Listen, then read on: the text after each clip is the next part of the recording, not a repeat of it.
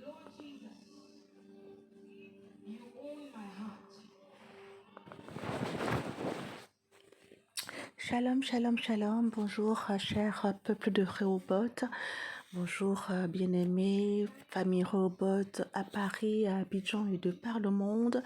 Je vous salue de le nom précieux de notre Seigneur Jésus-Christ de Nazareth. Je vous salue, éminent pasteur, éminent prophète, éminent peuple de Dieu, éminent serviteur et éminente servante de Dieu. Je prie que les bontés de notre Seigneur, selon sa fidélité, se renouvellent encore ce matin dans nos vies. Au nom puissant de notre Seigneur Jésus-Christ de Nazareth, je voudrais bénir le nom et la vie de notre Père, l'évêque Samuel Adé, ainsi que de notre papa, Dr Franck Adé. Amen. Alors nous sommes donc à notre temps de rafraîchissement, nous sommes donc à notre espace de pain quotidien et depuis ce mois de septembre, nous sommes en train de méditer sur le thème de l'instruction divine et notre texte de référence, c'est le psaume 32, le verset 8. C'est ainsi que tout le long de cette semaine, nous avons emprunté le chemin de l'instruction et et nous avons compris que sur le chemin de l'instruction, il y a le regard de Dieu que la prophétesse Naomi nous a expliqué. Ensuite, le prophète Nathan nous a parlé du repos de l'obéissance. Et hier, par la grâce de Dieu, nous avons été richement bénis par la prophétesse Gladys qui nous a parlé de l'écho du Saint-Esprit. Aujourd'hui, nous parlons de témoignage. Nous parlerons de témoignage. Le thème de notre message du jour est le témoignage et le texte de référence est 1 Corinthiens 10, le verset 11. 1 Corinthiens 10, le verset 11, et je lis la parole de Dieu avec respect et considération. 1 Corinthiens chapitre 10, le verset 11, nous apprend ceci. Ces choses leur sont arrivées pour servir d'exemple et elles ont été écrites pour notre instruction à nous qui sommes parvenus à la fin des siècles. En sa version parole de vie, nous lisons ceci donc en la version la Bible parole de vie, 1 Corinthiens chapitre 10, le verset 11. Ces choses-là sont arrivées à nos ancêtres pour nous servir d'exemple. On les a écrites pour nous avertir, nous qui sommes bientôt arrivés à la fin des temps. Ici, c'est l'apôtre Paul qui s'adresse aux Corinthiens et qui lui donne des instructions, qui est en train de leur parler des Israélites dans le désert, de leur pérégrination, de leur expérience, de leur marche avec le Seigneur. Et il a dit que dans tout ce qu'ils ont rencontré, au travers de leur désobéissance, amen, de leur vie, ces choses-là ont été retranscrites dans la Bible pour nous qui sommes les témoins de la fin des temps, afin de nous servir d'exemple. Alors, qu'est-ce qu'un témoin? Qu'est-ce qu'un témoignage? Lorsque j'ai pris mon dictionnaire Larousse, j'ai appris ceci, que le témoignage est... j'ai appris ceci, que le témoignage est une déclaration de ce que l'on a vu, entendu, qui va servir à l'établissement de la vérité. Amen. C'est ainsi qu'on va invoquer le témoignage de quelqu'un pour prouver quelque chose.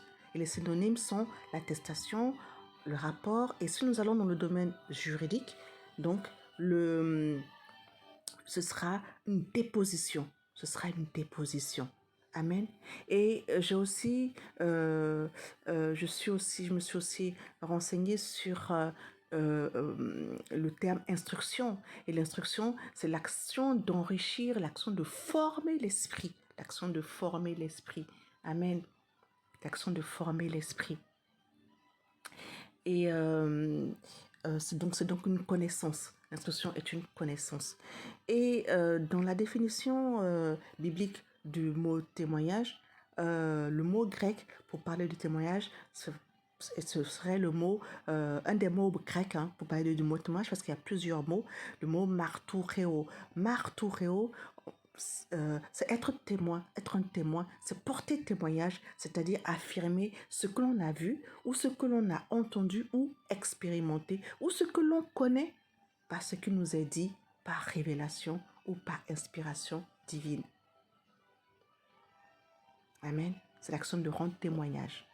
Et lorsque Daddy a commencé à nous former à travers l'école Tyrannus ici à Paris, l'une des premières choses qu'il a demandé à chacun d'entre nous de faire, c'est d'écrire notre témoignage de conversion. Il a demandé à ce que chacun d'entre nous, en quelques lignes, en une page, écrive son témoignage de conversion. Pourquoi?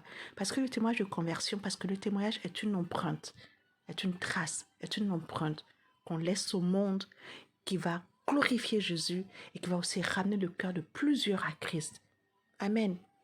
Lorsque j'étais en primaire, je me rappelle un jour, le professeur de l'école, mon maître à l'école, nous a, en cours d'histoire, nous a parlé de Jésus. Il dit, voici un homme qui est apparu sur cette terre. Il y a, on va dire maintenant, à l'époque, il y a 2000 ans, on va dire, qui a vécu 33 ans et qui a tellement bouleversé l'histoire de l'humanité au point que en référence au temps, on va dire il y a 1000 ans avant Jésus-Christ ou 1000 ans après Jésus-Christ. En parlant des faits historiques, on va prendre la vie de Jésus, on va prendre le nom de Jésus-Christ comme un repère historique. Un repère historique et un repère dans le temps. On va dire que ces faits-là sont arrivés 200 ans avant Jésus-Christ ou 200 ans après Jésus-Christ. C'est un repère. Tellement la vie de cet homme-là a bouleversé l'humanité, a bouleversé l'histoire de l'humanité. Le témoignage de Jésus. Aujourd'hui, 2000 ans après, on parle d'un homme qui s'appelait Jésus-Christ, qui a vécu, qui est né à Nazareth, qui a vécu en Israël, qui est mort, qui est ressuscité. C'est ça notre histoire en tant que chrétien, c'est ça notre témoignage. Et quand j'étais au lycée, j'ai lu l'histoire d'un poète, d'un poète, oui, qui s'appelait Baudelaire, Charles Baudelaire. L'obsession de cet homme était d'acquérir l'immortalité. Il voulait être immortel. Il voulait qu'on parle de lui. Et la seule façon pour lui qu'il a trouvé, c'était l'écriture. Il voulait que ses œuvres, son écriture, ses livres parlent de lui. C'était une forme d'immortalité. Mais Charles Baudelaire, il a écrit Les Fleurs du Mal, par exemple. Mais il n'était pas chrétien et ses livres parlent de sexe, d'amour, de vin. Voilà, il était très, très sulfureux. Oui, et par opposition, il y a un autre aussi écrivain, un poète que j'aime beaucoup, c'est Victor Hugo, qui a écrit Les Fleurs du Mal, qui a écrit Notre-Dame de Paris, qui a écrit Cosette, l'histoire de Cosette, Amen, qu'on lit encore aujourd'hui à l'école, on étudie à l'école, Amen. Ces écrivains-là, aujourd'hui on parle de leur œuvre, ils ne sont plus, mais on parle de leur œuvre. Tout comme on parlera encore plus tard, dans les années à venir, de la puissance du choix de l'évêque Samuel Adé. Ça, c'est l'écrit La puissance du choix. C'est une trace que Daddy a laissée. C'est une empreinte que Daddy a laissée. Le témoignage, c'est une empreinte. Le témoignage, c'est une empreinte. Et quand Jésus dit en acte, il dit à ses apôtres, mais vous recevrez une puissance, le Saint-Esprit survenant sur vous, et vous serez mes témoins à Jérusalem, dans la Judée, dans la Samarie et jusqu'aux extrémités de la terre. Certes, être témoin de Jésus, c'est notre appartenance à Jésus, mais c'est aussi nos œuvres. Tout comme je vous ai dit, Daddy, il a écrit, c'est un évêque, c'est notre père spirituel. Rehoboth, c'est notre témoignage. La puissance de choix, c'est le témoignage que Daddy laisse à toute une génération. C'est son empreinte. Ton témoignage, c'est aussi tes bonnes œuvres, mon frère et ma soeur. Ton témoignage, c'est lorsque tu vas ouvrir un orphelinat pour prendre soin des orphelins. C'est lorsque tu vas ouvrir une école où on va enseigner les valeurs chrétiennes aux enfants qui seront scolarisés. C'est lorsque tu vas prendre soin de la veuve. C'est lorsque tu vas prendre soin, en cette période de rentrée scolaire, c'est lorsque tu vas scolariser des enfants qui ne sont pas les tiens, parce que tu es ému de compassion. C'est lorsque tu vas aller prier pour un malade, et il sera guéri au nom de Jésus. Lorsque tu vas ressusciter des morts, quand tu vas accomplir des miracles au nom de Jésus, et lorsque le monde te demandera d'où tu vis, d'où tu tiens cette puissance, tu diras que la puissance vient du Saint-Esprit, parce qu'il a dit que vous serez mes témoins. Vous recevrez une puissance du Saint-Esprit qui nous permettra d'être des témoins de Jésus en puissance, en action et en vérité.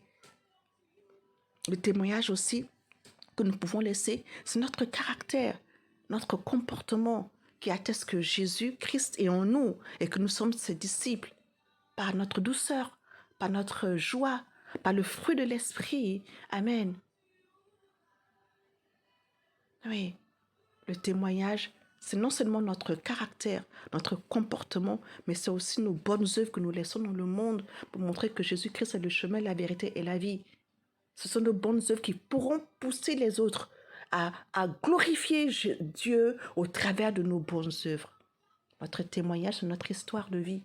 Notre témoignage, c'est l'empreinte que nous laissons dans ce monde. Si les enfants sont les flèches que nous lançons dans l'avenir, notre témoignage, c'est l'empreinte que nous laissons dans l'avenir. De sorte que aujourd'hui et demain, et à perpétuité, le monde, au travers de l'empreinte que nous avons, des pas que nous laissons, des œuvres que nous posons, le monde puisse dire que Jésus-Christ est vivant, Jésus-Christ est puissant au travers de notre œuvre, de nos œuvres, nos bonnes œuvres.